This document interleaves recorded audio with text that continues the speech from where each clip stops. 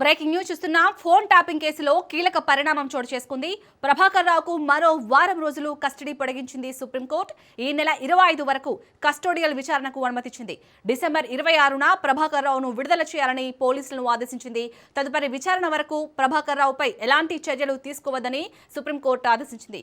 Right, ఇదే అంశానికి సంబంధించి పూర్తి డీటెయిల్స్ మా ప్రతినిధి సునీల్ అందిస్తారు. సునీల్, తెలంగాణ రాష్ట్రంలో రాజకీయ దుమారు రేపుతున్నటువంటి ఫోన్ ట్యాపింగ్ కేసులో ప్రస్తుతం ఎస్ఐబి మాజీ చీఫ్ గా ఉన్నటువంటి ప్రభాకర్ రావుని ఈ రోజు మరొకసారి సుప్రీంకోర్టు పోలీస్ కస్టడీ విచారణకు అనుమతించింది. డిసెంబర్ 25 వరకు పోలీస్ కస్టడీలోనే ప్రభాకర్ రావు ఉండాలంటూ కూడా సుప్రీంకోర్టు దేశ సర్వోన్నత న్యాయస్థానం ఆదేశాలు జరిపింది. డిసెంబర్ 26న ప్రభాకర్ రావుని విడుదల చేయాలంటూ కూడా కోర్టు పోలీసులకు ఆదేశాలు జారీ. తదుపరి విచారణ వరకు ప్రభాకర్ రావుపై ఎలాంటి చర్యలు కూడా తీసుకోవద్దని ఇప్పటికే సుప్రీంకోర్టు చాలా స్పష్టంగా పేర్కొంటుంది. మరోవైపు మొదటి రోజు ఫోన్ ట్యాపింగ్ కేసులో ఇప్పటికీ దాదాపు వారం రోజుల పాటు ఎస్ఐబి చీఫ్ గా ఉన్న ప్రభాకర్ రావుని సుదీర్ఘంగా విచారించి ఆయన స్టేట్మెంట్ నమోదు చేసుకున్నారు. అయితే విచారణ సమయంలో అతను కొన్ని ప్రశ్నలు దాడవేశాడు, సరైనటువంటి సమాధానాలు చెప్పలేదు.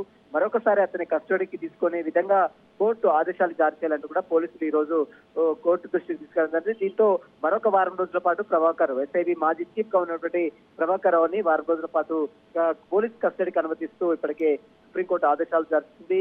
ఇక ఫోన్ ట్యాపింగ్ వ్యవహారంతో పాటు మరోవైపు ఆర్టిస్టుల ధ్వంసానికి సంబంధించిన విషయాలపై కూడా ప్రభాకర్ రావు స్టేట్మెంట్ మరోసారి నమోదు చేసుకునే అవకాశం ఉంది. ఇప్పటికే గతంలో ప్రతిపక్ష నేతలుగా ఉన్నారు, గతంలో ఇప్పుడు మంత్రులుగా ఉన్నటువంటి చాలా మంది నేతల ఫోన్లతో పాటు న్యాయమూర్తుల ఫోన్లు సైతము ట్యాప్ చేసినట్లు ప్రధానంగా ప్రభాకర్ రావుపై ఆరోపణలు ఉన్నాయి. కాబట్టి వాటికి సంబంధించినటువంటి విషయాలపై కూడా పోలీసులు పూర్తిగా ఆరా తీసే అవకాశం ఉంది. మరోవైపు ప్రభాకర్ స్టేట్మెంట్ తో పాటు ప్రభాకర్ ఎవరెవరు ఆదేశాలు ఇచ్చారు, ఎవరు చెప్తే ఫోన్ ట్యాపింగ్ చేశారనే దానిపై కూడా పూర్తిగా పోలీసులు మరొకసారి విచారించే అవకాశం. ఇప్పటికే హైదరాబాద్ పోలీస్ కమిషనర్ సిపిగా ఉన్నటువంటి సజ్జన్న నేతృత్వంలో ఒక ఎస్ఐటి టీమ్ ని కూడా ఫామ్ చేయడం జరిగింది. ఆ ఎస్ఐటి టీమే ప్రస్తుతం అయితే పూర్తిగా ఇన్వెస్టిగేషన్ చేయాల్సినటువంటి అవసరం ఉంటుంది. కాబట్టి వాళ్ళకి సంబంధించిన విషయంలో ఈ రోజు కస్టడీకి అనుమతించింది కాబట్టి రేపటి నుంచి స్పెషల్ ఇన్వెస్టిగేషన్ టీం అధికారులు కూడా ప్రభాకర్ను సుదీర్ఘంగా విచారించి స్టేట్మెంట్ కూడా నమోదు చేసుకునే అవకాశం ఉంది. Right, thank you Sunil.